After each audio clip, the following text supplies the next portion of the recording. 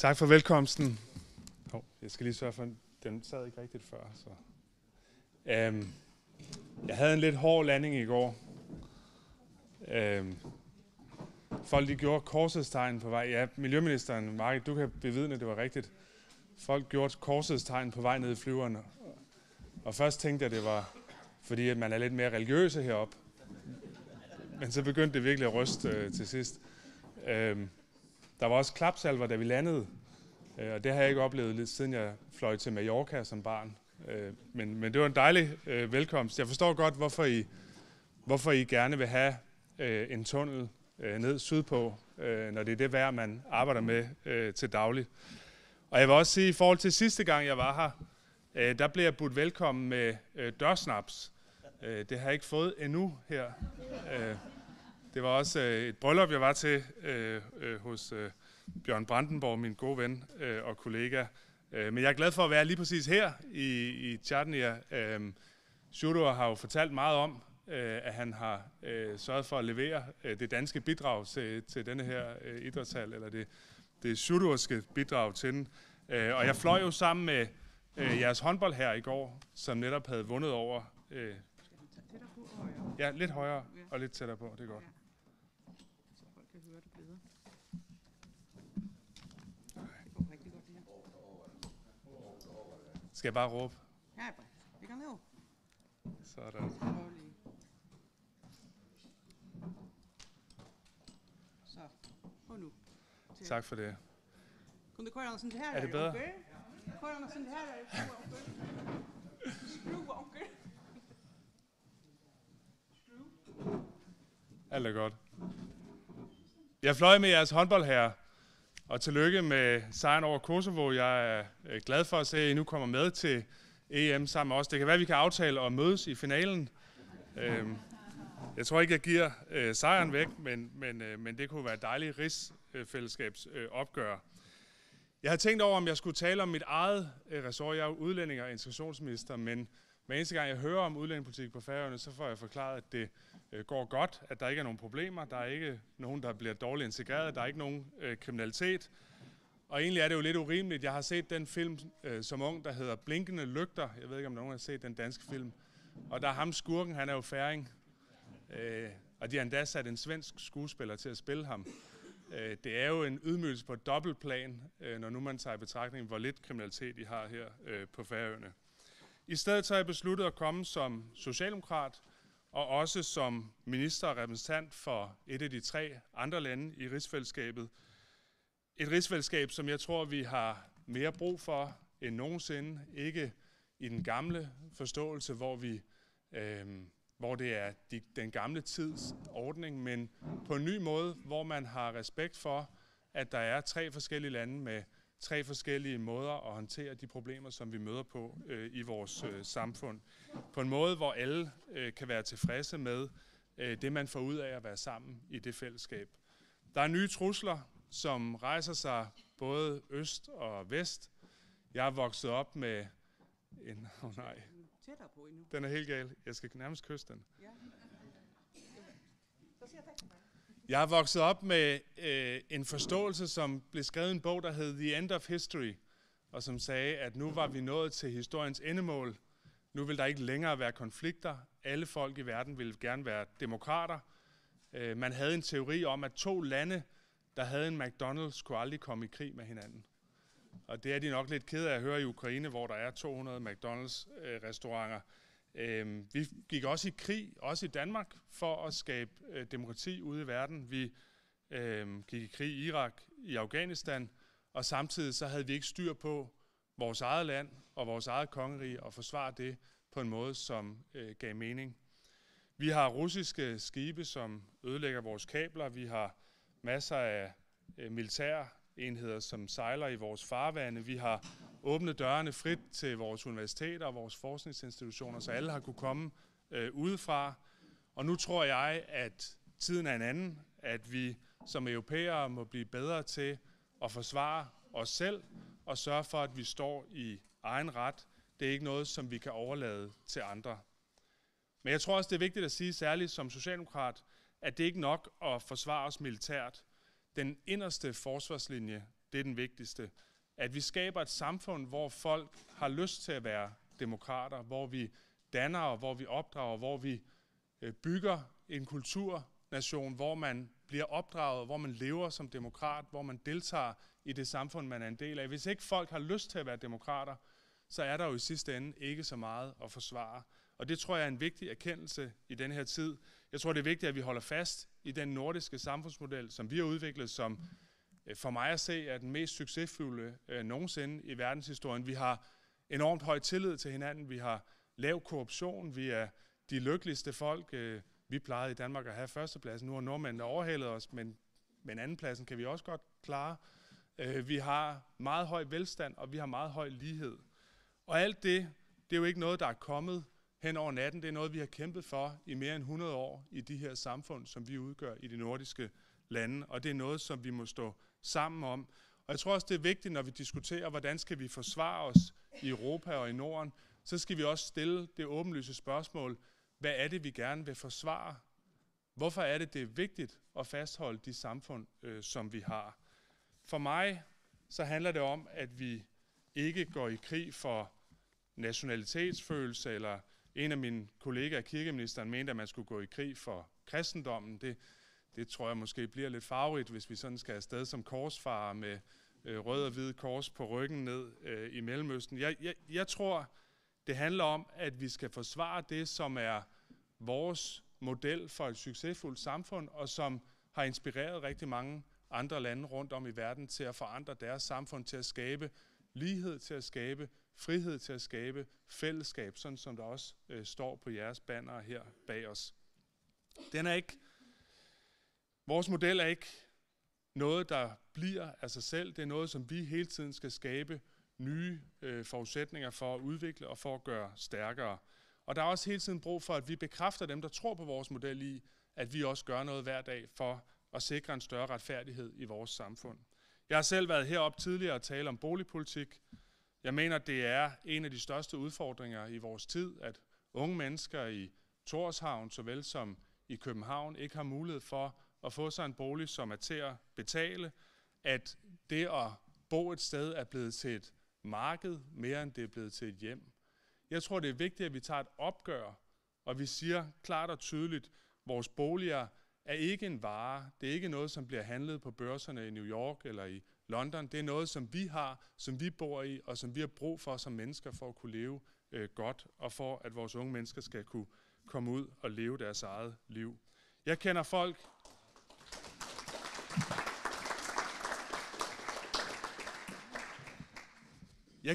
i Tórshavn, som ikke kan finde et sted at bo, og I kender sikkert nogen i København, som ikke kan finde et sted at bo.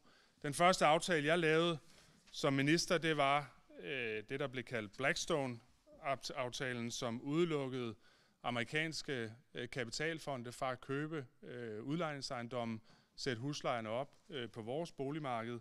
Og jeg tror nogle gange, det er vigtigt at huske det, som den svenske statsminister Olof Palme også sagde, at politik er at ville. Nogle gange så handler det om at sætte en grænse for markedet, nogle gange så handler det om at sætte vores fællesskab og vores unge mennesker først, og sætte finansmarkederne bagerst.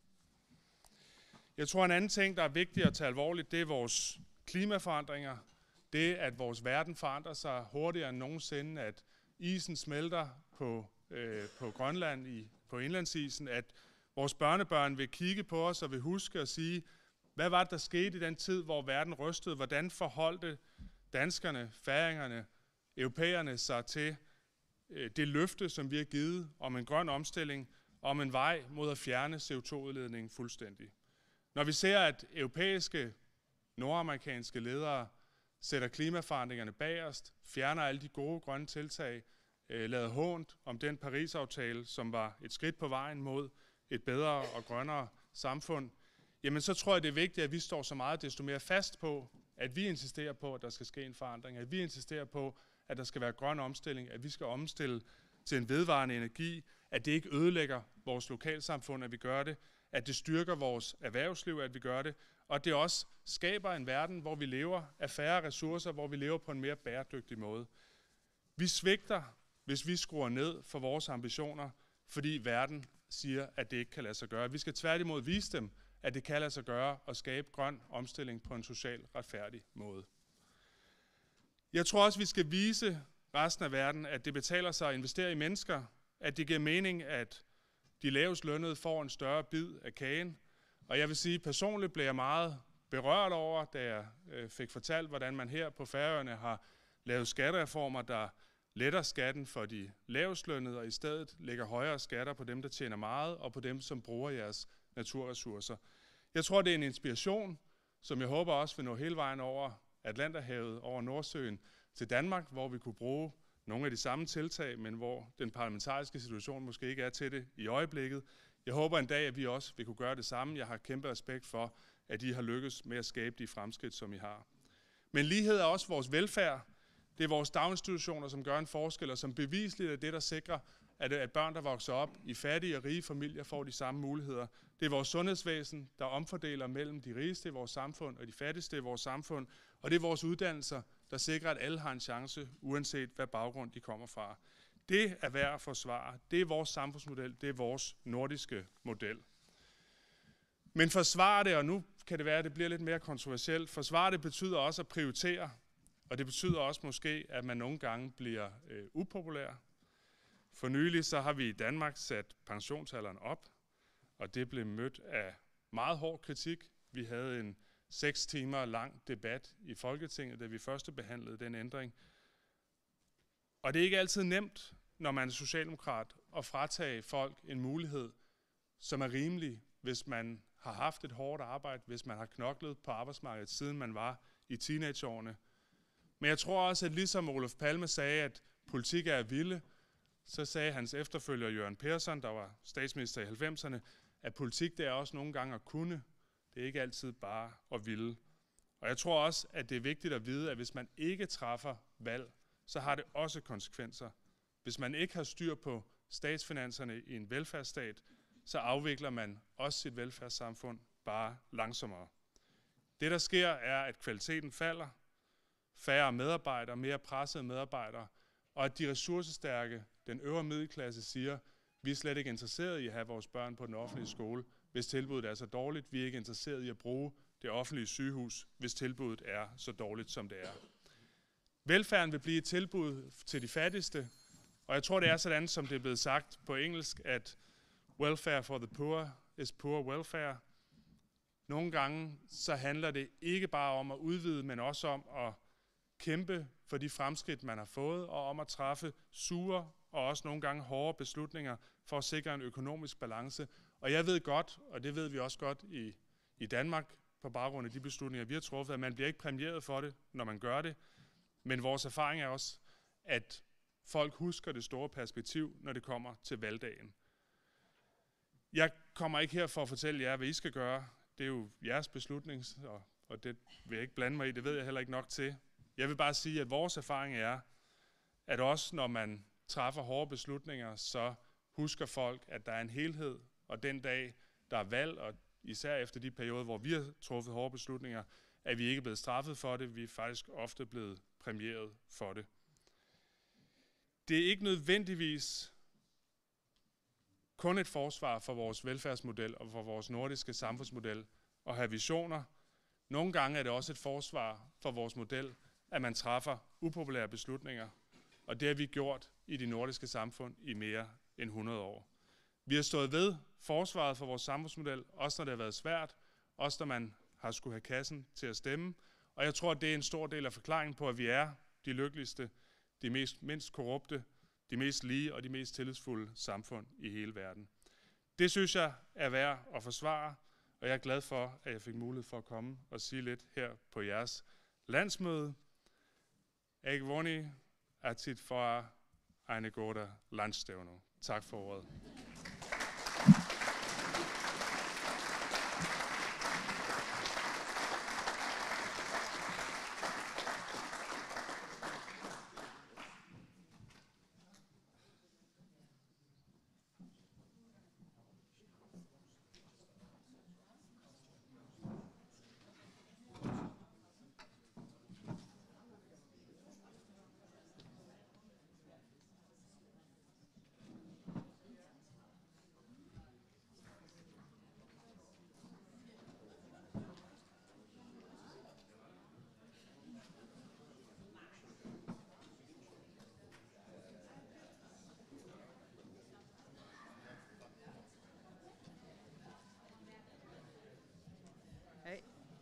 Hej.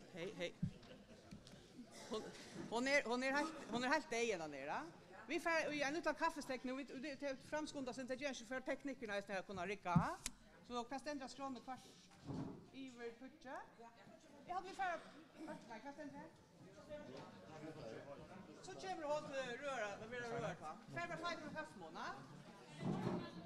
Var kommer att den runt där?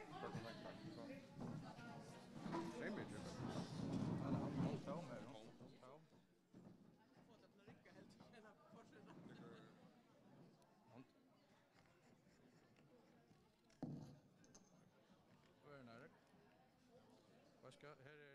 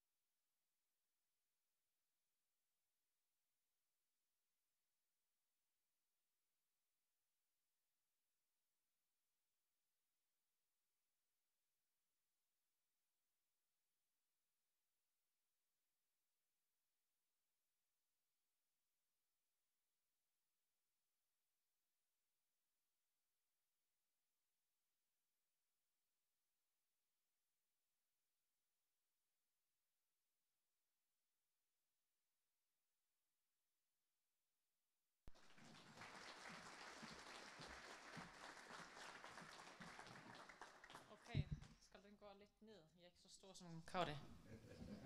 Kan I godt høre mig? Okay. Kære færøske venner, Lagmann Axel, og kære socialdemokratiske partifæller i Jafnaðarflokkurin. Jeg gæti kanskje tala íslensku við ykkur. Sér því så nervøs nu. Men þá þyrfti jeg at tala mjög højt, så I prøver á dønsku. Tusind tak for at invitere mig til jeres kongres. Det er med stolt og glæde, at jeg er kommet her til Færøerne, både som formand i Samfylkingin, jeres islandske søsterparti, men også på min første officielle arbejdsbesøg som statsminister. Det begynder altså i morgen, den officielle besøg, fordi jeg er med partiet i dag. Men i dag skal vi snakke politik. God og ambitiøs socialdemokratisk politik. Og det er altid dejligt. I min tale vil jeg gerne fortælle jer om vejen fra opposition til regering for os i Samfylkingin i Island efter 11 lange år, og hvordan vi skal leve for ganske almindelige islændinge. Og jeg skal også sige et par ord om venskabet, samarbejdet og mulighederne for vores land i den nære fremtid. Men først vil jeg bare sige, jeg elsker Færøerne. Og det gør jeg seriøst. Da vi ankom i går, Kåre var med os i flyet, var det noget særligt ved stemningen. Vi klappede mig, da flyet landede. Blandt andet fordi vi var glade for stedet at være i live efter en lille turbulens over varet.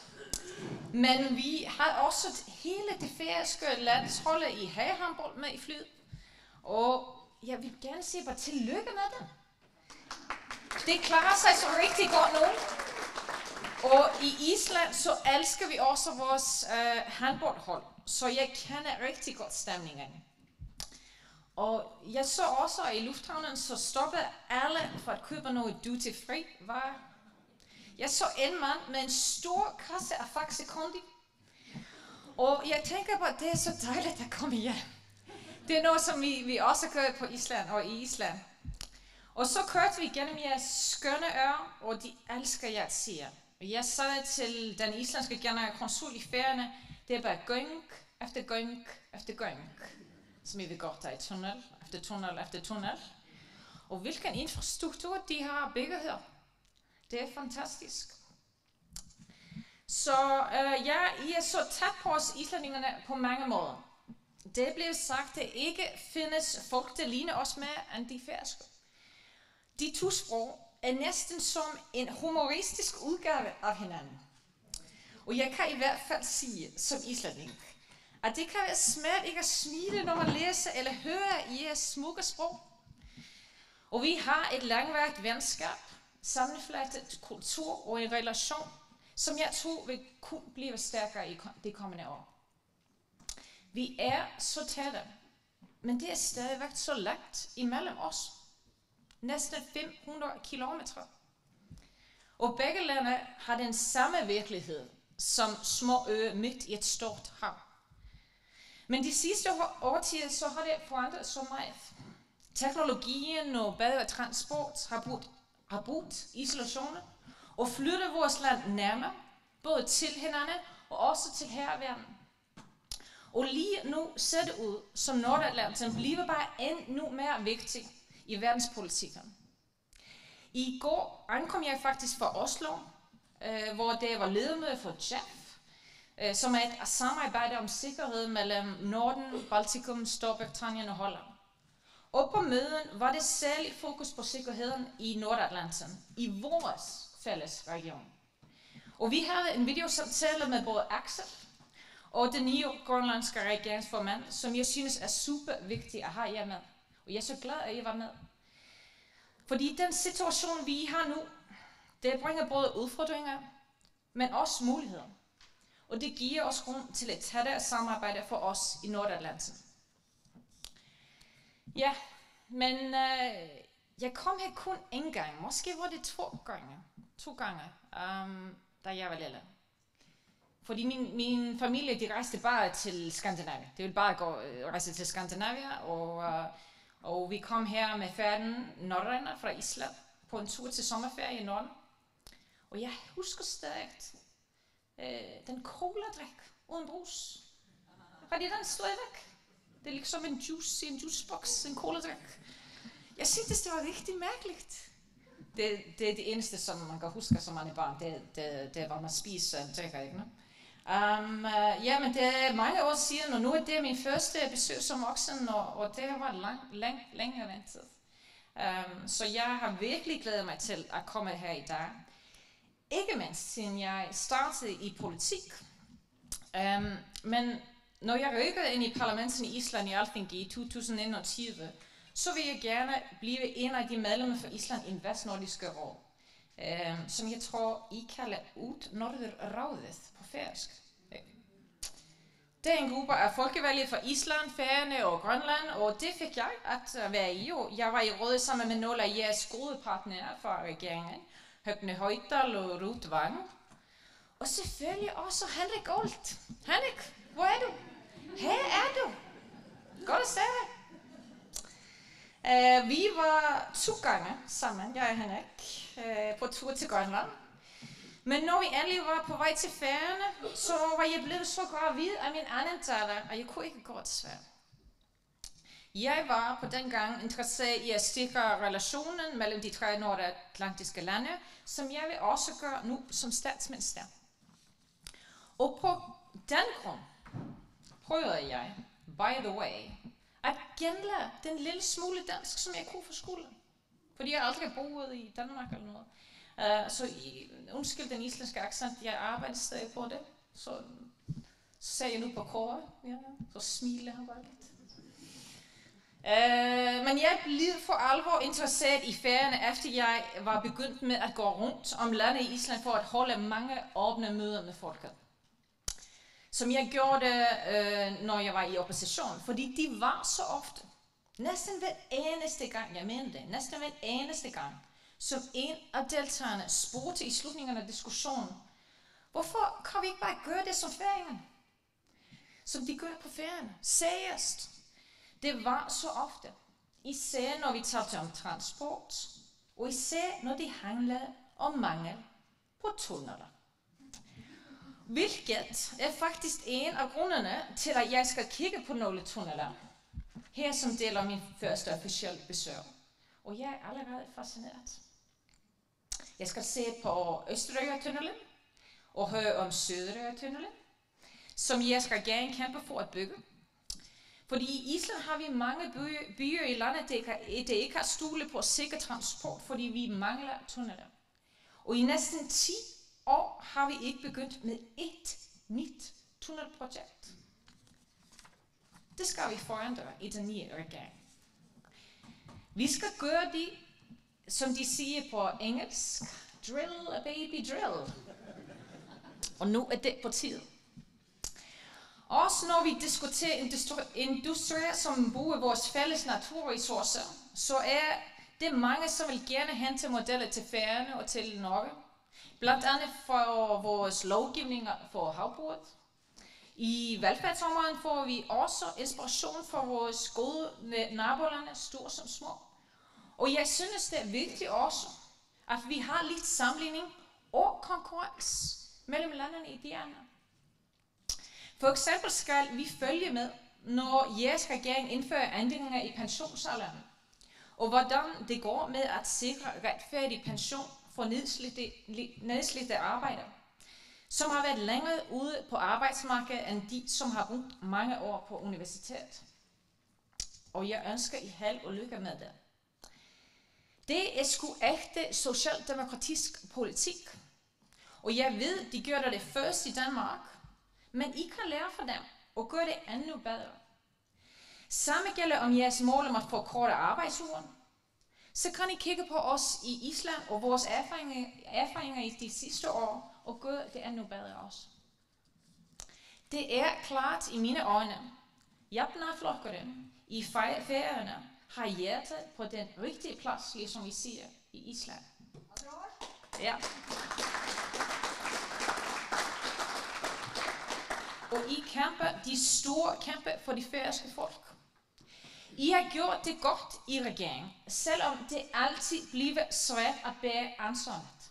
Det er svært at bære ansvaret. Og jeg er sikker på, at I kan vinde genvalg i næste år, hvis I holder fast i jeres kurs og tæt i vores fælles socialdemokratiske kerneværdier. Og så må jeg bare sige, at I kan være rigtig lykkelige med jeres gode Axel.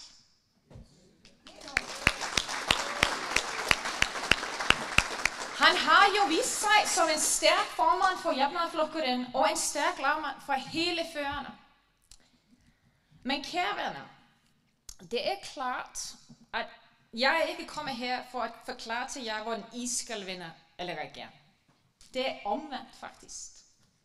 Jeg mødte Axel først i Island i 2023, og der ønskede jeg en møde for at få en inspiration og lære fra ham om vejen for opposition til regeringen. Jeg mødte også med vores andre kolleger i de nordiske lande, og det var super vigtigt for mig og vores parti, og jeg er meget taknemmelig til Axel og de andre for hjælpen. Og vi har været i kontakt siden, vi forstår hinanden, og vi tilhører den samme stolte tradition og international bevægelse af socialdemokrater, som har bygget nogle af de mest succesrige og velfærdsorienterede samfund i hele verden her i Norden, og vi må være stolte over det. Da jeg blev først valgt i Alþingi i efteråret 2021, så fik vi et rigtig dårligt valg. For fjerde gang i træk. Vi vidste, at det var kommet tid til forandring i vores parti. Vi havde mistet tillid, og folket kunne ikke stole på os. I har været et regeringsbærende parti igennem jeres historie, og har ikke siden 1960, vil jeg sige, haft så lang tid som 11 år uden statsministerposten. Men Samfylkingen havde virkelig brug for hjælp og god råd, og det fik vi. Og nu kan jeg fortælle jer lidt om, hvad vores partier burde være opmærksom på, for at ikke miste tillid. Og hvordan vi er kommet tilbage. Hvad er det faktisk, som gik galt i Samfylkingen? Kort sagt, efter en svær tid i regeringen i årene efter finanskrisen i 2008, så mistede vi vores fokus. I stedet for at genopbygge vores parti i opposition sammen, på grund af vores stærke kerneværdier og en bred samtale med befolkningen i Island, med åbne arme og respekt for forskellige synspunkter, så tabte vi fokus, og vi skændtes for mig inden for partiet. Vi mistede efterhånden vores selvtillid og begyndte at følge andre partier. Vi blev alt for indrettet mod os selv, når vi skulle have rækket ud, lyttet til folket og også uden for partiet. Vores strategi for at genvinde tillid var klar. Klassisk socialdemokratisk politik og rigtig mange møder med ganske almindelige islændinge rundt om landet, igen og igen og igen og igen. Vi prøvede ikke at være et parti til at være nummer 1 i alle politiske områder, men vi var super fokuseret på de klassiske socialdemokratiske mærkesager, økonomien, velfærden og vilkårene.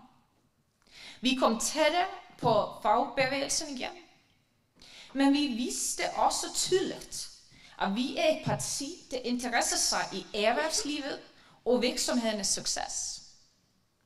Ledelsen i partiet var på besøg i 250 virksomheder i 2024, og det var før vi overhovedet vidste, at valget ville være underskrevet i efteråret. Jeg tror, jeg kan summere vores strategi i de 3 her pointer. Først, tilbage til kernen, som jeg allerede forklaret. Her blev vi nødt til at lave en overcorrection, som man siger, for at blive tydeligt nok og genvinde tillid hos vælgerne. Nummer 2. Respekt for folket. Dem, som bestemmer i et demokrati og deres forskellige holdninger. Det betyder også respekt for dem, som ikke deler vores syn på livet og ikke vil stemme på os. Det viste vi i praksis, med at lytte helhjertet og åbne armene og række ud til alle, som bryder sig om Islands fremtid. Og nummer 3, så vil vi samle Island. Vi beslutter at bruge hele vores energi til at samle, i stedet for at splitte den brede masse af islændinge. By og land, hand i hand. Et gammelt, godt slogan fra vores kære venner i Norge. Og det galt også for mange af de lidt svære emner for os socialdemokrater, som immigration, globalisering og i Island faktisk, debatten om EU-medlemskab. Det gjorde vi blandt andet, fordi vi vidste godt, at vores syn på økonomien og velfærden er generelt meget populær. Så prøver vi selvfølgelig at være dygtige i opposition og professionelle i vores organisation. For eksempel da vi udviklede vores udspil, konkrete udspil op til valget.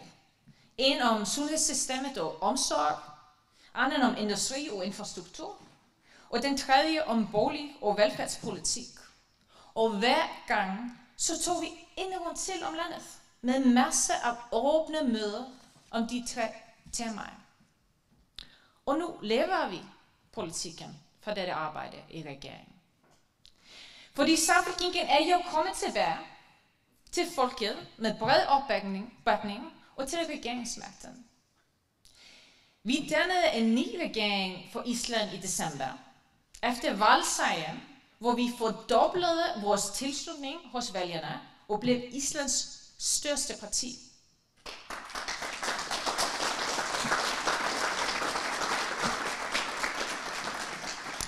Og det var faktisk den største swing for en siddende regering i vestlig demokrati i år 2024. Og kun anden gang, lyt nu til, kun anden gang i Islands historie, som de højreorienterede selvstændighedspartier ikke var det største. Og det er meget vigtigt for os. Og hvad er det så, vi lærer med magten? Og hvad lærer ved magten faktisk? Vores regering sammenstår af 3 partier. Samfylkingin og også af 2 andre partier, som begge 2 var stiftet i år 2016. Det er kun 9 år gammelt. Den ene splittede fra højre og er lidt liberal, men tæt på de politiske centrum og kæmpe for EU-medlemskab. Og den anden hed Folkepartiet og var stiftet. Det var stiftet af en blind kone, som er 65 år gammel og kæmpe for social retfærdighed. Især rettighed for de ældste og de handicappede. Og kun mellem os her. Så ja, hun var tidligere medlem af Samfylkingin, hun som stiftede Folkepartiet. Og hun siger selv, at hun er krati, som på islandsk er forkortelse for socialdemokrati. Så det går godt. Men regeringens manifesto er kort, men klar. Vi begynder med at nå styr på økonomien, og det går godt. Vores høje rente, de er allerede på vej ned, og det gælder også inflationen. Vi skal lukke for skattesnyd, og vi kickstarter også et stort projekt med indsats for borgerne og offentlige ansatte, om hvordan vi kan bedst muligt bruge vores fælles penge. Og det er ikke bare for at spare pengene eller til at skære ned, men fordi vi vil stærke vores offentlige tjenester og fællesskab. I regeringen er vi også enige om retfærdig naturrenteskat på fiskeriet, havbrug, energi, og at turisterne skal betale for deres adgang af naturen. Vi er ambitiøse, når det gælder energiproduktion og vores klimamål. Og i første månederne har vi vist det tydeligt med konkret forslag. Vi laver akut ændringer på boligpolitikken for at beskytte familier i boligmarkedet. Vi har en hård linje mod social dumping, og vi skal indføre de Forenede Nationers konvention om rettigheder for personer med handicap, og det er meget vigtigt for os. Og det er klart, at så snart at vi har nået styr på økonomien, renterne kommer ned, og vi har balanceret den offentlige budget, så prioriterer vi at styrke sundhedsvæsenet, skolerne og velfærden. Men vi har også besluttet at gå i gang igen med investering i store transportprojekter som tunneler uden for statsbudgettet. Sandsynligvis med vejafgifter, som I har her i Færøerne. Vi er 3 kvinder, som leder regeringen. Og det er også meget stort i Island. Mange kalder os valgkjerner. Men det her med valgkjerner, det er ikke officielt. Vi bruger ofte ordet værkstyrt, eller værkstyrt. Det er ligesom kvinderne, som kommer ud op efter. Ja. Fordi vi har gået direkte til arbejde på mange af de politiske spørgsmål, der er blevet udskudt i mange år. Og det går meget godt i meningsmålene nu, men vi ved godt, at det kan forandre sig. Og i sidste ende vil vi kunne blive bedømt på vores værk og succes for folket. Men kære venner, det er dejligt. Det er så dejligt at være sammen med jer. Og jeg tænkte det når jeg kom her med bilen, og det er ligesom godt for hjertet at være i Færøerne. Og jeg forventer, at vi skal have et ægte færøsk fest i aften. Er det ikke? Og måske skal vi synge nogle smukke arbejdssange. Jeg er klar. Og jeg glæder mig også til den officielle besøg i morgen og på mandag. Og det er en fantastisk mulighed for at stærke båndene mellem vores 2 lande og for at lære Færøerne at kende. Som eksempel om vores særlige venskab, så kan jeg nævne, at midt i finanskrisen 2008, så var I det første land, så ville I hjælpe Island med at låne os penge. Tak for det. Og et par år tidligere blev Højvik-Sáttmálin til en virkelighed. Der fik Island den første, og jeg tror stadigvæk, den eneste generalkonsul i Færøerne. Og vi fik også en konsul fra jer til Island, Hanna i Hortni. Og jeg kender også Halla Poulsen, som var det før. Og i mange år har Island bakket op som fuldgyldigt færøsk og grønlandsk medlemskab af Nordisk Råd, og det gør vi stadig. Jeg har også hørt, at kokkelærlinge fra Kópavogur er her lige nu, fra Island. Og det var en kvote her fra Vestmannaeyjar i sidste år, så det er mange, som vil gerne komme her. Så vores land har så meget til fælles, som vi behøver, og vi skal fortsætte med at udvikle. Vi er jo mikrostater. Det er vores virkelighed. Men vi er stadig store på en måde. Vi er stolte, det må vi være. Og vi skal bygge videre på vores styrker. For eksempel nærheden i vores samfund. Hvor det ikke er, jeg tror, det er ikke plads til for store forskelle mellem folk i mikrostater, i de små samfund. Det er bare ikke plads for det. Og også vores unikke location i Nordatlanten. Jeg tror, Axel kender sikkert den følelse, som jeg har haft i de sidste år og måneder i det store sale med europæiske ledere og andre aktører på den internationale scene. Og jeg tænker en gang imellem, hvor mærkeligt det er at repræsentere sådan en lille land i disse møder med stormagterne. Men vi er inviteret, og vores stemme er vigtig ved bordet. Det handler nu om Nordatlanten, og vi behøver at være og have plads ved bordet. Fordi sammen er vi stærkere med vores allierede og nære venner. Island deltager aktivt i sikkerheds- og forsvarssamarbejde i NATO og diskussion med vores naboer om dette emne. Og vi skal udvise lederskab i vores nærområde. Det behøver vi at gøre sammen med andre lande her i Nordatlanten. Selvom Island vil højst sandsynligt altid være et land uden egen hær, så kan vi jo godt stække vores status som værtsnation for allierede i NATO. Og vi har et godt forhold med Grønland og også med Færøerne. Og vi vil også nu på Island i Island øge investeringen i civil infrastruktur, også med dobbelt anvendelse, som de siger, til sikkerhedsformål i vores region. såsom transport og overvågningsinfrastruktur, og også teknologisk forsvar mod moderne krigsførelse. Det kan også bringe muligheder og støtte andre brancher i erhvervslivet. Og det er så vigtigt, at vi tænker om det sammen. Og jeg tror, og er faktisk helt sikker på, at der er så mange muligheder for at udvikle handlen mellem Island og Færøerne i de kommende år. Hvis man kigger på service, teknologi, innovation, men også i fiskeriet, havbruget, energiindustrien, i turismen, hvor vi kan samarbejde og lære fra hinanden. Og jeg glæder mig meget til at diskutere det med lagmanden i morgen. Det skal vi gøre. Men kære ven, til sidst, tak alle sammen for jeres indsats i Jafnaðarflokkurin. Sammen er vi stærkere. Og tak for at invitere mig til at komme. Og tillykke med jeres kongress. Jafnaðarhugsjónin hefur unnið stóra sigra og samhaldsfestið er vegurinn áfram. Hell og lykke og takk fyrir mig.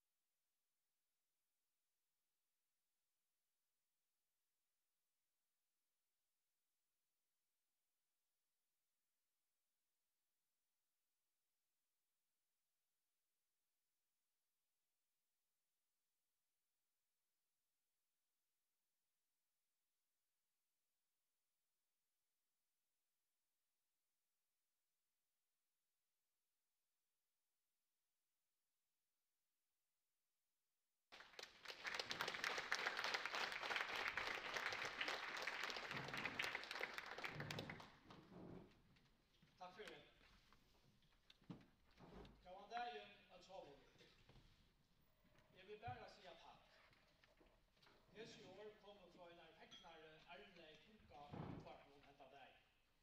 Arnlei en av flere som har valgt å være under helsehjelper og utvikling av helseskolen. Og i Solrøy, nu måler det være at få løn og forebygging. Arnlei husavlandet Jalka og hever arbeidet økt mot flere år. Åtta løn har det vært tungt fortjellige affærer under utbyggingen. Og hon ikke ensamhet. Angående avår har så nekvar omsøkjere vært til utbyggingen som nå. Gåa Arnlei, gåa hundarfolk. Til som sier takk.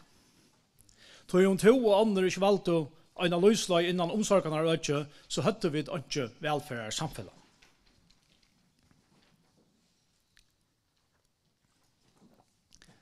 Danske fortsattesraheren Torvald Stavning og okkara slåare Peter Mordam hadde godt samband, og bare var politiker undankonge menn. Vinaleie tørra midtlig var så mye tatt at Stavning var gubbe fyrstfødte døtter Peter Mors. Bayer kjente Louise i Kirkon Kåron, og huksjonarlige vørtar runder av somer råd. Av loande fralsesandanon som var fyrstand høytøk seg opp i Tysklandet, her fyrste jaunarflokkeren var stående over Longo i 1833.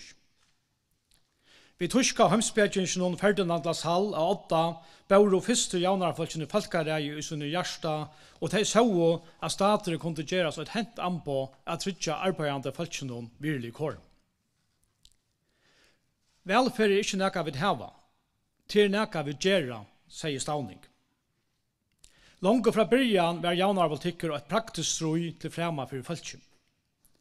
Hesen praktiske arbeidsåtteren hever øysene eitkjent føreska jaunarflokken hesen nu 700 årene siden ståndanna. Her vet vi folkareislijon og parlamentarisk mannagongton bytja land. Vi lovarsmøye og reformon. Taka apyrtna av okkom. Alltid vi eia fyrir samtøyene. Alltid vi eia fyrir framtøyene. Og skiftande samgångon vi skiftande samstarvsfellow. Vi gleggvande malen om et betre og boradigare, frassare og jaunare samfella. Tog velferdssamfella ikke en støv og øynt. Det skal rødjast. Så øysene kommande attarlig hos homo etla betre kår av livet. Solidariteteren i boleren i okkara velferdsmodeller. Ikke bare med statter her og nå, men øysene mittlom attarlig. Kære jaunarvinner, okkara fremsta oppgave løtene å bytja en halvfører førjar, en halvfører framtøy. Så velferden øysene karmer om det gåa løyvi om 20 år, om 20 år. Avbjørngarna kjenner vi det vi vil være flere eldre og færre yngre. Det merker at framover det færre som skulle rinda for flere. Samtidig færre vi da mangla hentor til mittelanna røktene. Færre rinda og færre mynda. Velferden kan ikke tekas for givet. Hon krever avhaldande vedløykehald. Og stundom må vi øyse nøyvand til avgjert tekast skulle vi verveita velferden. Til hetta vil tåsa vi tykken om i det. Hvordan vi øyne i kommande tøyen kunne teljas med til heimsus beste land av livet i. Hvordan vi tryggja og framtida tryggja velferdssamfellet førjar. Gau parstafolk, det forpliktar å være jaunarflokk. Å bytja, verveita og menna velferdssamfellet ikke bare okkara høvesoppgave. Til sjálv årsøkjen til at vi til. Skulle vi framtida tryggja landet, må smarre tilleggingar gjerast vi først. Ærar tøyer må stora brøytingar til. Annars vante fyrir at solen ikke halta, og ta gonger i sørste enda ut iver teg vi sett til verden at ombå. Falskje og i fyrjo. Jaunarflokken innførte folkapensjonen. Og til ønske dulsmal at hette stora mån var det som gjør det at flokkeren loika søyane hever vært en stor og positiv meie i fyrjo. Pensjonen var en politisk størsier. Til å hente nekvar justeringer og brøytingar i pensjonene siden som trojalltrus, og nå stender atter og innfyrir framma. Hesafer tala om møyre enn en tillegg. Hette en verilig brøyting. Og jeg vet at hun hverst hovalig eller populær. Øysene i okkara flotje imenska møyningar. Men brøytingen samtidig av flokkstøttefondet, Og jeg som formaver er pura ivaleiser om at hon er nejo. Hon er nejo for okkara boskap og i sørste enda for velfæra samfunnet førjar. Da Folkepensionen kom under 28 var mye av liv i alderen aloi 41 år. Og ta for folk ut av arbeida etter fermingar alder. Så gjerne er liv i alderen til bedre hakka over månande og til heldig fram. Og i det lever vi det mye av 19 år etter pensjonsalder. Og det blir vi at hakka. Hetta feknas vid öll sjálvandi Men samstundes færa vi 17 av arbeidsmarknaden. Du kommer vi ikke utan at hetta skapar avbjøvingar. Det er all nejot av styrsta samhaldsfeste mittlum attarli. Økt liv i alderen kan ikke øynas hava vissar at folk vera longre av pensjon. Vi må øysne vera neka longre av arbeidsmarknaden. Hetta skal øysne tryggja at de allar eldstu om 20 år, om 20 år kunne kjenna seg trygg vi at de får gåa eldrarøkt ta i tørveren ved ratri. Tog det er ikke samme velferd om far om vi ikke teka tøk av få boskapen av rett. Tryggja lengtere halvføre, så okkara bøtt og badnabøtt øysne sleppa liva og virka i heimsens tryggkasta og rykasta samfellet. Vi vilja ikke velja mittlen velferd og framtid. Vi vilja hava bæg.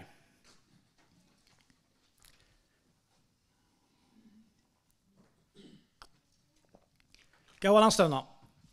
Uppskottet om hakkande pensjonsalder räkar ikke verande pensjonister eller at hei som er at gerast pensjonister. Uppskottet er at pensjonsalderen hakkar stivust fra 2034 som han var 40 år i 2034. De første som vil avvarska brøytsen er de og er jangommel vi sjurskåle som sitter i Rongstans, 26 år halvdige. De som får folkepension som 40 år gammel er de som er av munnen aldre først i halvtrusjen. Og i Danmark vil pensjonsalderen 40 år langt i 2004, altså fyrr enn til okko. For okkur i janarflosjen har det vært avgjørende at de som av imenskene årsøken ikke meknade arbeida til de av fjers skulle slippe pensjon fyrr. Du vet eldast ikke ødel øns. Vi vil hava en sosialt rattvisa skipan så de som er sliten og trått, latt og omakslest sleppa fra er en pensjonsalder. Til avgjørende for janarflosjen at vi hava skipaner som lofta tøymon som ikke mekna. Vi skulle lytta så vi kunne lofta. Tøy var uppskottet om 2 år treit av pensjon til teg, og jeg har haft et lengt liv av arbeidsmarknaden sett fram sammen vi hakka av pensjonsalderen. Fagfølgene tekker seg mer direkte under vi prinsippen som tekker et til hvordan nekv er og til å være i arbeidsmarknaden. Men det er ikke avviser tilleggingar. Tøy vil jeg tekke hette opp i parstene av arbeidsmarknaden om at tillegge uppskottet er en det kommer i gilde om 20 år. Okkara søsta ikke var sjálvande at brøy semja fikk som uppskott. Det hei vi rattast, ruttligast og arbeidsfotlast. Men anstøvan valgte lattast løsna, ta obeunde løsna, ta populistiske løsna. Vi kunne sjálvande øysne valgt det samme. Men så hei ikke sove vel om nottena. Det er ikke alltid stuttligt at hekka arbeid. Men støvan er til verre så atrångade nå at vi kunne ikke løyve okkon å sette velfærd samfellet i førjar og i vandan. Onker må taka arbeid, og vi er valgt til å gjøre det. Anså man vet også at det er nøyde å brøyta pensjonsalderen. Og hon er også samt vi okkon handa samleika dittnar. Det er ikke mer enn 8 år siden jeg formaren i sambandsløsjen og vurste av nefnsamme tropoløyga at høyra landsfond. At kjækfundet i smærene herfyrir søtte barur og beiner, at sambandslokkene og folkeavlokkene for ikke å lakka pensjonsalderen atter til at hørfå av valgte. Men nu har jeg der, jeg vil behentelig finne nærstingar øtta, til det er medstøva. Men han prysen må vidrinda for å taka arbeid, for å tryggja og framtida tryggja velferden.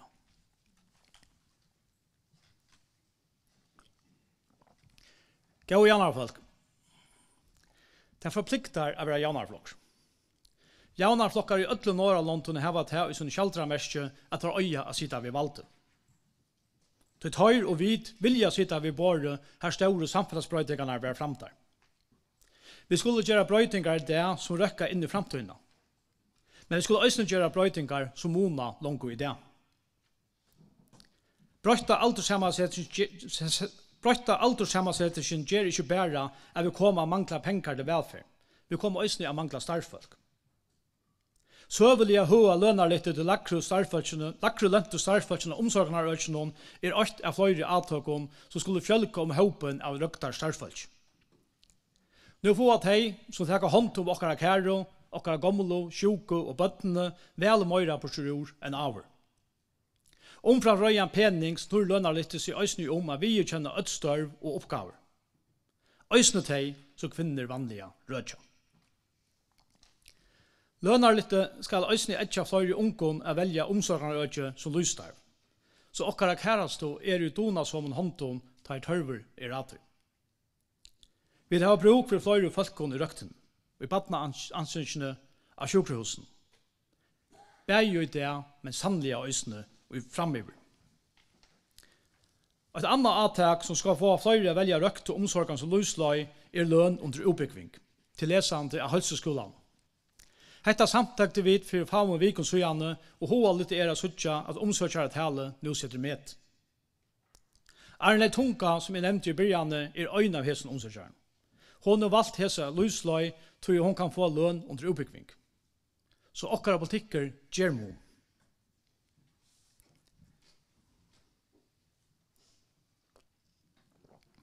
Gåa landstøvna.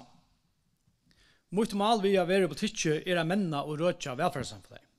A skapa omstøver som dreant, så folk velja følger, så vi får folka vøkstur, så vi gjeras fløyre som bæra. Vi kappas vi utlandene, bæg arbeidsmeina og badnafamiljenar. Gjera vi ikke tapa vi kappisna, få folkaminnsking og ta alt tapt. Tui har vi tidsje fløyre sti. For folk flest når det gaua løyve seg kroner og euro. Øysene. At virene som at det skal være nok etter å liva for ta første gjeldene golden. At virene som skapt i førjon være bort rattvist. Og i mange år vaks lønnen møyra enn kostnader. Kjeipi orskan øktest. For noen åren siden kom ventøy, alt dorskaie, kjeipi orskan minkaie og rentan hakkaie. Boskaperen bulltrade har framveis i fotlare fyr. Med et lågt arbeidsløse, med et nekk for løntakare. Vanlige føringen arbeider øns hardt og avur. Men minne fekst til innkjøpskurvene og møyra førte banka. Folk fører det ivast. Strøyes nekkar for mer. Og tid, Sverige grøtt. Ja, jaunarflokken strøyes for det her. Jaunarflokken latter framvei som gerandstegjen tja vanlige føringen. Jeg kan teka nokre døm i rikvene. Temarhalt finnkja inflasjonene og rentan nå lakkande. Og i tvøymon omførende har vi lært en månad skattalatta til la og mialønt. Første fer 1. januar 2024 og fer nå årsskift. Og steker helserøktare enda stige over 20.000 kroner møyra av liva fyrir og mar. Og arbeider du fotlat hos som sjukrarøttarfrøyinger, nomsfrøyinger eller folkeskolalærare, så hever du oppi 13.000 kroner møyra av liva fyrir og mar. For en vanlige badnafamilie, her begge verskafolk, fotlat hos verste skattalatten at de hever 15.000 kroner møyra årliga til medpakkar, blæver og annat til husaralte, samanbore vi 2023. Etter man fyrir 1.000 kroner møyra kvann mamma. Skattalatten sjåvande fullt fortjaver. Anna vil det være arbeidarlest. Inntøkene i mittel Anna kommer fra Hakre Gjølton til de aller rikaste i førjon. Av oppkjørevinnene og ellevinnene som framveis har medstør i urskål. Vi vet jo jaunarflossen ikke bensje for at hekar fra tøymon som tjener nekv og djeva til teg som skapar virene i landene. Og til teg som heva okkara kærast hente medan vid til arbeids. Hette teg vi råpa for jauna virene. At brøyast i herraner bera tingstro byrna så ødsteppa vi. Fra skattalattan har vi finnet trivallige lønarhatchingar som parstanar arbeidsmarsnaden har samrått seg til. Her var seg framveis i tungt av mongon, så gongten nå ta ratta. Og nå hakka lønnar atre møyra enn prysner.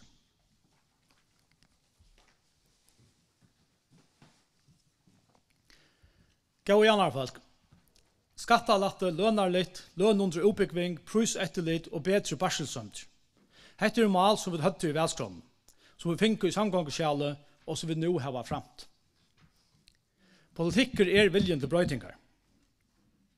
Gång til hia, nødt naturverndarlov, prusettelit, lampeunderarpolitikk, som stimprar vissfrøljar mat og grønnmøtsframløslig i fyrjun, nødt elvøytingarlov, pantskipan, skattafritt orskuiskøyte, 25 malun i vevelaspolitikken framt, gilte pensjoner til tingfolk tiknar av, vi har styrst meginreglen om armslång, så det ikke langer landstyrsfolk som gjør av hver liste vi oppbår stolen. Til mentan og list skulle stolast, men ikke politisk styrast. Og vi har hakka inntjaldi og hakka utjaldi ur alls, og lakka inntjaldi og hakka utjaldi ur alls, og givet sjåmannen betre sømter i alls. Og vi halda fram i at bytja boståndar kring landet til unge og vaksen vid særlig tørve. Nødtjo heimene stola under lysfyre og sjålbjergen som tøymon som byggve her. Samstånds vi byggt i enn stødd, så rakstren veri skinsamar. Tørveren av starfalkon veksande, til må vi halda fram at gjøre uiløver som gjør rakstren skinsamar. Til gauer jaunarbutikker at få som mest og best for hverja hardt vunne skattakron, for jeg tryggja og framtida tryggja velferden.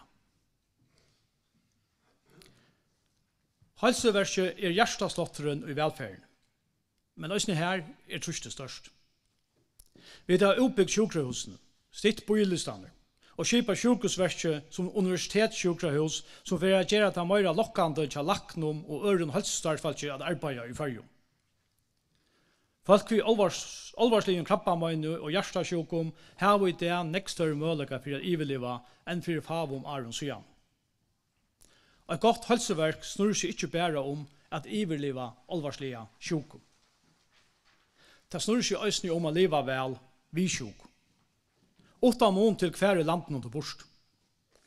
100 år gamla kommunelaknaskipanen under brøyting. Hun vil tillega etter tørven under det og framtida avbjørning. Vi vil gjøre opp i avjavna og i helse. Og i det faktisk laknar i første starve i tøymun øtjum, her folk mest sjuk. Så styrkja vi helsetjenestene ute i øtjunum og skipa fyrjar i 5 helseøtjer vi helsedeblo. Vi har sett flere kommunlaknar i starv, og flere starv skulle setast. Jeg styrkja helsetjenestene i næromkvarnen hever øysene et annet endamal. Vi har vært av flere og bedre vidger ute om landet, takker vi øyne brotten av trustenum av sjukhusen. Så folk slipper undan av litt av gongene til ikke plass her. Så det blir bedre plass for tøymon som krever jeg vidger som bærer sjukhusene kunne veita. Øyne til skinsamere fortjarlige, og skal være vidt til å trykja og framtida trykja velferden. Gå floksfellaver. Vi må skapa grundarla fyrir at flere ung velja fyrjar. Tøtningar miklas av uilegan av ötlun tussel atlanen av byggja nytt campus. Vi arbeider saman via sauna virksomhet av setrunnen av fralsunnen og ta gonger vel at omvela lånar i gamla venningarskolan. Gauur karmar avgjørende for etrottarmeina og truvnaden av lesande og starfölk, så vi kunne få flere lesande i fyrjum. Så de unge velja fyrjar. Tog færre vi øysene under slåbrådande verskatlan at gjøre 55 lestrar utbjør av øyragar. Talan om nyaste blottjøn parstar av mifyrsidisjen heldur til, og så ligger bare få metrar fra campus og øysene. Vi gjør så stad skrivstover til bostad. Mye er etter at ungdomar kunne flytta inn langt av sommeret 2006.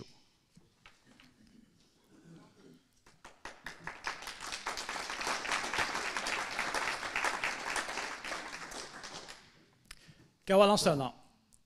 Av arbeidet til noen fire var det særlig 2 evner som fylte i røven kring landet. Anna var pensjonsalderen. Hitt var spurningen om bostad. Vårt var av flere vidskiften. Vi mangler bostad og prøysene farne til himmels. Vanlige folk har ilt ved å sette bygg, særlig ung som setter bygg for første fyr. Støvene så alvarsom at øynstøk velger å flytte av landet så det ikke få seg bygg i fyrjum. Og flere kom ikke heimater av så mye årsøk. Vi har en fløskeholds og en tronka som vi må og skulle løse.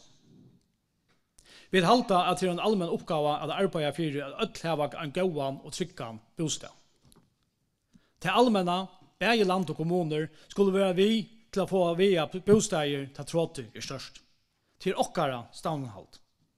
Som svenska jaunararkjempan Olof Palme øynafyr tog til.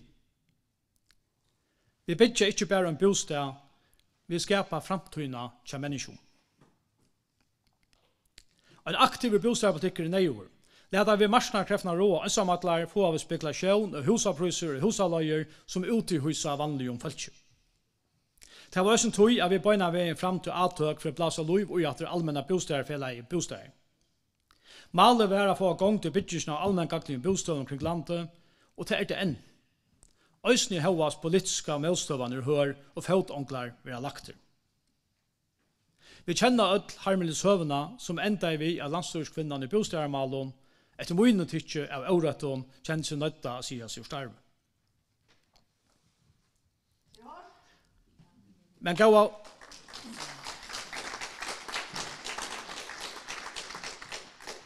gåa parstafolk, Orlostan av bostaderøkene hever til verre sanka gongtene.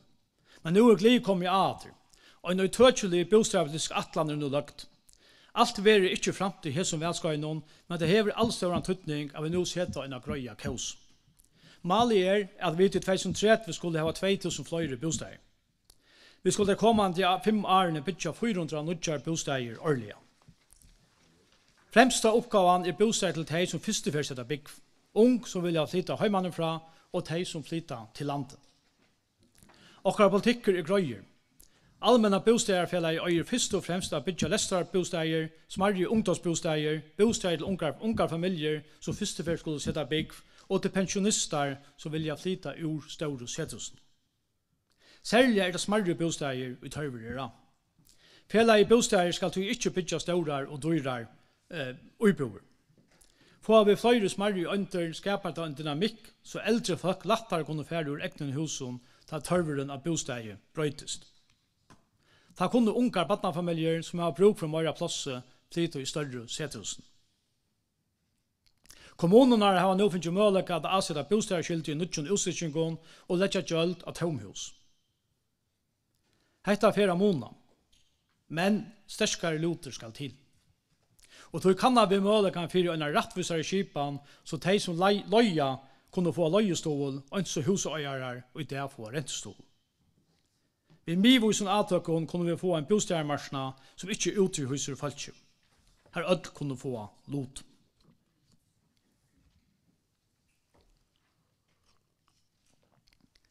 Gå parsafolk. Samhaldsfeste er å skapa en erfarger her ødel kunne teka lot av jøvn og født. Her ødel er vi. Her vil det solidarisk begge mittel inntøkkebalkar, kyn, attarlig og landsparster. Hedja vi etter landafrøyene så teker samtøkken seg mest fram. Fløyre velja seg hessa fagre ødj som sin heimstad. Bjerskikne blåmar og vryskerfusne vekser. Fast samband gjermon. Vi feknas öll framgångna i samtøyden. Så må tog kasta gåa gongten sjåneikena av svare støvene i Sorøyden. Jaunarflokkene kan ikke gåtaka at øyna tutsi føringon vil hekta over av. At Sorøyden ikke fer lot i framgångene i fyrjun. Fast samband kan være vi til å venda gongtene. Tog det okkara skilta som politikere er kanna vel og virliga det per til å knyta Sorøydena og på i resten av landen. For jeg framtrer trytja ødna. Til oppgaven som er å finne og tidsi amen. Så eneste tøyene har nekv allmenn kjak veri futsingarløs, tryktarrum og linjeføringar. Hette er viiskift som er kanna vel og skulle kannas ennare ta 4 røykjingarna halda fram. Tøy oppskottet som ligger i løgtingsnon er en høymittel tunnelsfelleie er færa vujar i arbeidenom, avkrøya ivaspurningar, på tryggtuna godkjenta landsverket for sujana prosjektera og 4 røyka og et utpå. Alle flokkar takka under malen til å nøkker tingfolk er på til møte blir ervidje. Ta tekra la alt anna er å prosjektera og bjøva tunnelen ut. Ta kjenner vi kostnaden av å gjøre tunnelen. Tostan kjenner vi også rentestøye som har avgjørende tydning for fortjensene. Ta teker løgten ikke endelig avgjørende om færa skal under Suratunnelen. Metingar til tunnelsfellan og kostnader suttja skilagavar ut. Og på sikt for tunnel Surøytna er løysa seg. Sjálvande skal en Suratunnel ikke minka om velferna. Sjálvande skal trykten være leie, og sjálvande skal skil være i fortjensjen. Men letet til seg på nekka som helst mat gjerra, og ta ivis i unga løtje ui at gjer, så skulle vi gjerra Suratunnelen. Ta skilta vi Soringon, ta skilta vi öllum føringon. Til førjar skulle være for öll.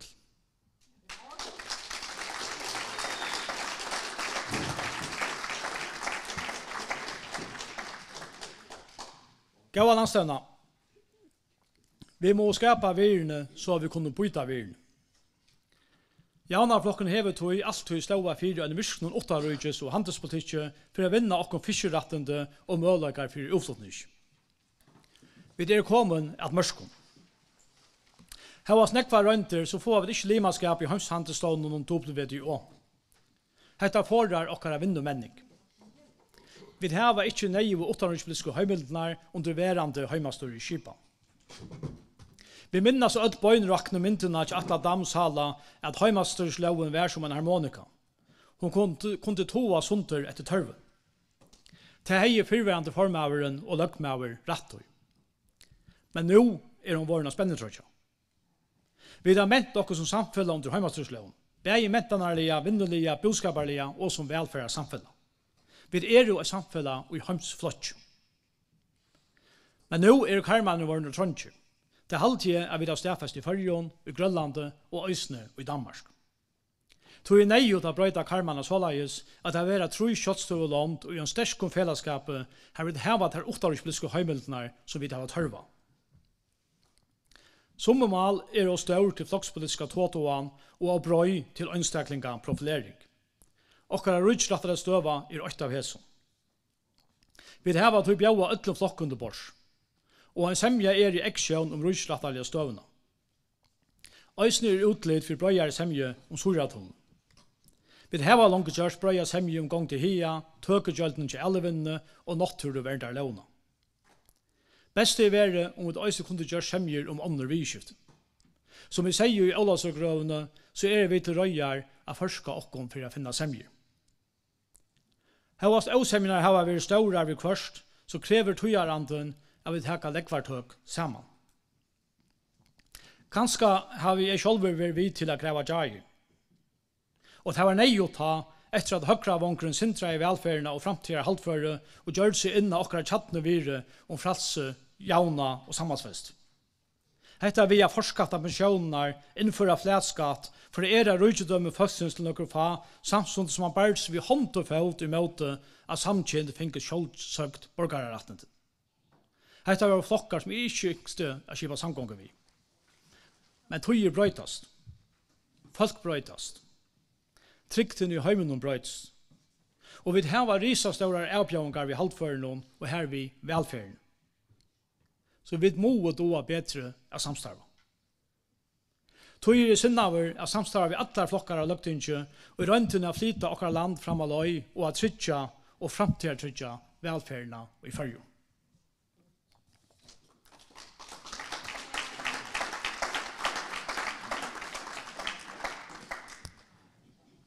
Gåa landstevna, vi må gjøre alt for å trytja halvføre. Skal vi trytja boskaparlige halvføre, må vi vinna strøye om yngre attarlin. Vi jo i herre kapping vi omheimen om å få folk å velja førjar. Og vi må trytja unge badnafamiljen omstøver, så det tøyma setta vi å få seg badn. Jaunveien med arbeidsfamiljeløy sentralt i hesson samband. Vi må teka toppen av stressen og toppen av pressen. Som Kristrun vurste i morgon, så ber det vel til å sitte arbeidsvikna om færre være rett fram. Røntenar i Østlandet viser det. Hette framveis okkara mal, øysene hva vi har avbjørngar ui og 8-4 politiske skipamna. Etter Ålasøke var oppskått om å teka MVG av Avisen Gerardesvøren lagt det fram. Og vi må minka om veksande avjavna som gjør at yngre attarlin har ilt vi å få pengene røkka til. Tog helt i jaunarflokkeren at lønar hatchingar i større mån og jeg være latnare kronon og øyron helter enn prosenten. Tog for å vite virka for ta lønarsamlingar veri i hest. Oppskått og bindande vevelagsmål er av gottene. Tog skulle vi framtida trykja samfellet som må vi være haldfor og borartikk i ötlund loton. Og i nastom veri fraføringar aldren av allmenna arbeidsmarsknaden om tidsen av. Øysene arbeid vi skipan vi vaksmannalærer, så folk har bedre muligheter for og oppskoling. Og vi får driva av vi bostyrer byggingen. Lestrar utbonar og øyrakæri er bæra brian. Flere heim skulle bygges til unge og eldre kring landet, og i tøysle atlander vera settere i gang til kommande tøyna.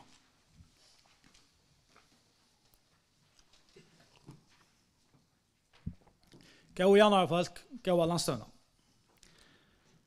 Vi har framveis nekmal etter å røkka hetta samgångsskøy. Vi er ikke lio a leia.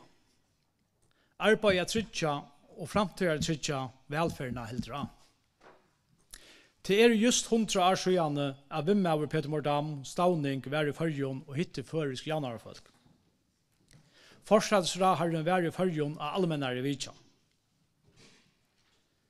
Stavning helt røv i løgtingsnån, men han var òsne av fundum vid arbeiderrørslene i havn.